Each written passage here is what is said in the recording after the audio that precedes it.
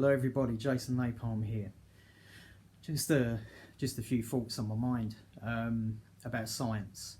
As some of you may know, I'm a registered psychotherapist. I am into psychotherapy, psychology.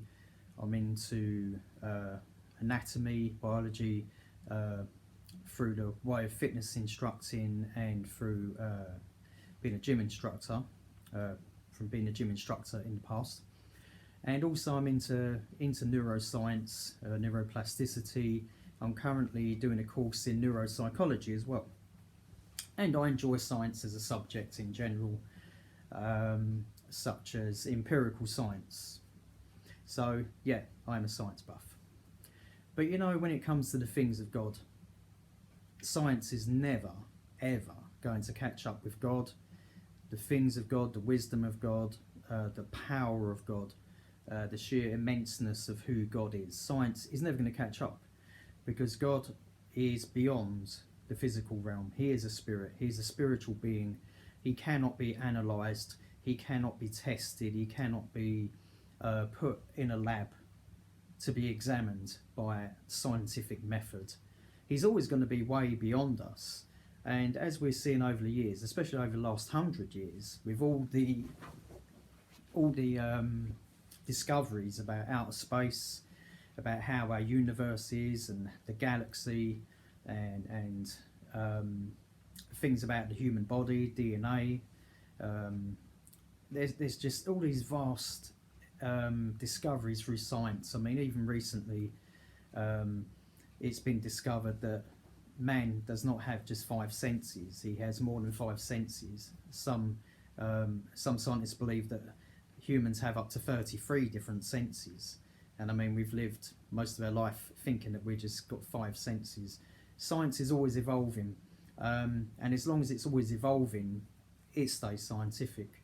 There are very few things that are absolutes in the scientific world, but God, what we've got to understand is that God created all these things. He put all these things into action. He put all these things into being, and we're talking about a being with an infinite knowledge, infinite wisdom and understanding and intelligence, that put these intricate details together, that formed the very DNA of a human being, that created, that caused the spirit of man to come into existence, that formed the stars and the galaxy, the universe, and all the nature as we see it.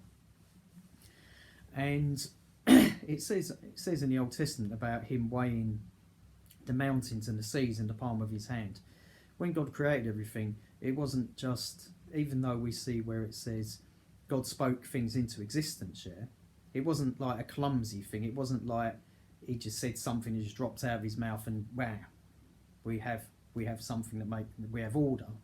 But he thought, he knew that when he created that first spark of life, when he created the very origin of the universe, when he released that energy and that power from his voice, from his words, and through the energy and power through his words created matter and created the universe and everything through it, he had already calculated. God is the greatest scientist of all. He calculated things, he weighed, he balanced. He worked everything out in its fine details. It was not, creation was not a clumsy event like the Big Bang, like some scientists believe in the Big Bang, and it was some clumsy event of just chaos, and from chaos came order. God is very scientific. He's not against science.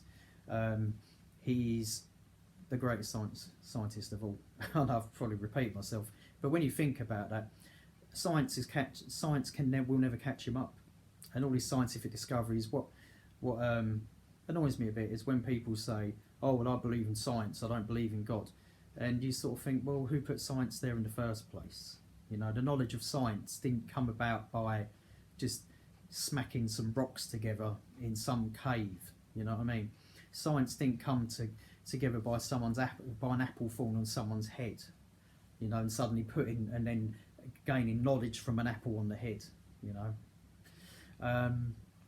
It was put there through God, and it's just amazing to think that he's probably in heaven thinking, your knowledge is so finite, your understanding of me is so finite, it's so limited, and yet you think that you can understand me.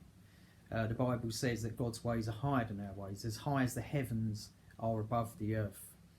And we're not talking about just the cloud atmospheric heavens or the interstellar heavens, but the heaven of heavens is just so far. And I was just thinking about this today, and thinking how it's just futile to try and understand God from something that is so that we can never catch up with him. Yeah, that's it pretty much. Keep with your scientific studies. Enjoy science. I enjoy science, but understand that just because science cannot explain God or understand God, that doesn't mean God isn't real. It doesn't mean he doesn't exist. All it means is we're using a finite method to understand an infinite being. Can't be done. Anyway, God bless you. Bye bye.